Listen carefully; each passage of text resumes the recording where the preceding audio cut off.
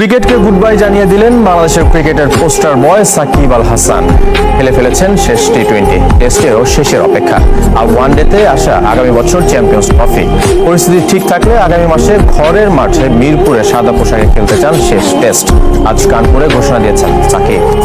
যদি সুযোগ থাকে, আমি যদি দেশে যেয়ে খেলতে পারি, মিরপুর টেস্ট হবে আমার জন্য লাস্ট টেস্ট ক্রিকেটের, এবং সেই কথাটা বোর্ডের সবার সাথে বলা হয়েছে এবং তারা এই বিষয়টা জানে এবং তারা চেষ্টা করছে যে কিভাবে এটাকে সুন্দরভাবে অ্যারেঞ্জ করা যায় এবং যাতে করে আমি যে খেলতেও পারি এবং নিরাপদ ফিল করি। অ্যাট দি সেম টাইম যখন দেশের বাইরে আসার দরকার হবে এবং দেশের বাইরে বের হতেও যেন আমার কোনো সমস্যা না হয়।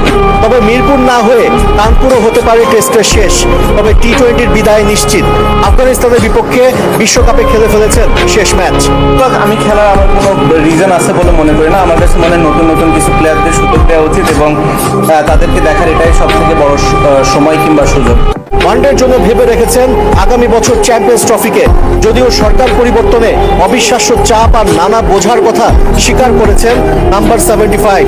মামলা আর জরিমানা নিয়েও প্রথমবার কথা বলেছেন। একটা কেস এখন হয়েছে, সবারই রাইটস আছে, বাট আপনারা সবাই জানেন যে এটা কেমন ধরনের কেস ছিল কিংবা আমি ওই সময় কোথায় ছিলাম, আমার কাজ কি ছিল কিংবা আমি কি করছিলাম, তো এই বিষয়টা নিয়ে খুব বেশি একটা বলতে চাই না। আরেকটা জিনিস যেটা সত্য হয়েছে, আমার লাইফে আমি কোনোদিন আসলে নিজে থেকে কোনো ট্রেড করিনি। কেউ যদি এটা বলে যে এই ট্রেডিং নিয়ে কথাও বলেছি, আমাকে প্রমাণ দিলে আমি খুশি হব। সো এই সবগুলো এখন আসলে যে কেউ যে যার যার মতো করতেই পারে, বাট জিনিসগুলো হচ্ছে যে আপনি যদি সুন্দর করে একটু করতেন তো হয়তো মেবি বেটার হতো আমার জন্য হয়তো মেন্টালি একটু ভালো হতো। দেশে ফিরলে আর ফিট থাকলে অক্টোবরে মিরপুরে দক্ষিণ আফ্রিকার বিপক্ষে শেষবার সাদা পোশাকে দেখা যাবে সাকিবকে।